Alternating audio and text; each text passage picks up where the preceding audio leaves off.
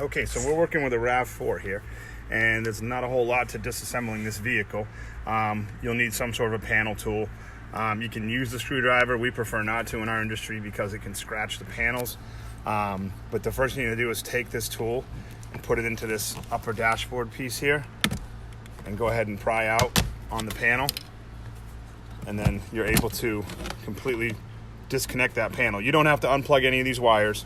You can leave all those in place because all you were looking to do is route some wires down behind the fuse box here.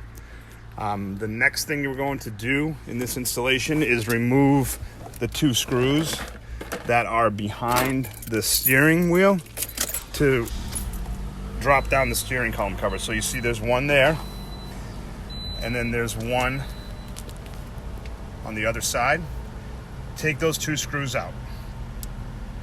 Once those screws are removed, you're going to want to remove this lower cover. Again, use your panel tool, unclip the cover, and then go ahead and get the cover out of your way.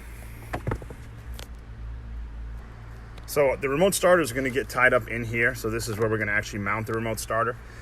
So the first connection we're going to make is our ignition harness connector, which is the larger of all the connectors. Looks like this guy here.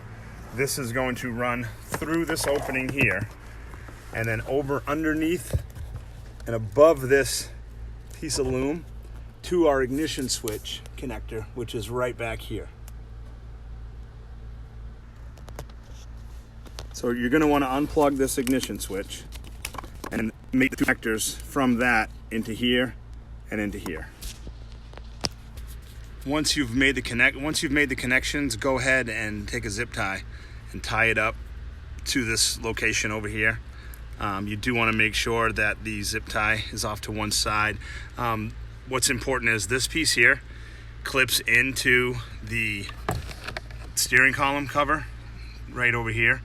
So you want to make sure that nothing that you install is below this point. If it is, you won't be able to get the cover back on easily.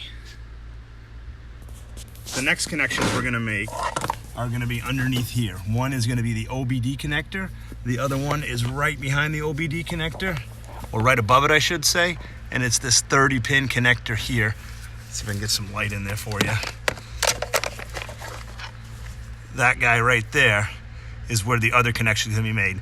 The way we're going to get to these connection points is to, like I said earlier, route your wires down behind the left side of the fuse box. Once you get them down there, go ahead and unplug those two connectors. The OBD connector, it gets disconnected by simply unclipping one side of the OBD connector. Where are we at here? Sorry, guys. One side. If you unclip it, the OBD connector will pop back into the dashboard, and then you can make your connection. And then the new OBD connector, which is this guy here, will clip in to where the old one was. Okay, so once all the connections are made, your ignition switch, OBD connector, and the 30-pin connector on the bottom of the BCM or fuse box, you're going to program the module. Very simple. Take the key, put the key in the ignition, and turn the key to the on position. Don't start the vehicle, just turn the key to the on position. LED will go solid red, then blue. Now you're programmed. That's all it takes to program the starter. So what came with your starter was an antenna cable. So what I want you to do is unplug the antenna cable from the remote starter. We're going to come up to the windshield, and we've been moving where we put the antennas to here next to the oil change sticker.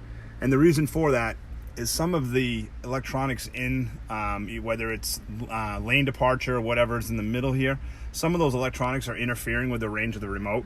So what we like to do is adhere the antenna up here in the corner like this, and then snake the wire down. So I'm gonna show you now how to snake that wire down. All you're gonna do is remove this rubber seal going down the side of the door, like so. And then you're just gonna stick this wire inside of here and then tug it up and through, and then once you get it there, however much slack you need to remove or pull, you can pull through. And then again, take your double-sided tape and just stick it on the windshield right there. Then you're gonna snake the cable down inside so that when you put the rubber seal back on, it covers it up. And then down here in the corner,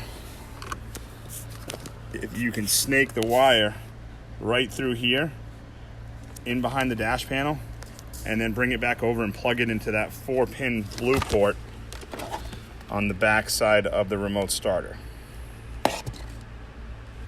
So once you've run your antenna cable, go ahead and just tie it up along with the remote starter. You're gonna go ahead and start the engine, because now we're gonna program the engine RPM. And so what you're gonna do is start it up, wait a couple of seconds, and then you're gonna put your foot on the brake. Put your foot on the brake, and then hold down the remote starter button and listen for the remote starter to make a single click. That click is saying that the engine RPM was in fact programmed. So now you're ready to test your remote starter.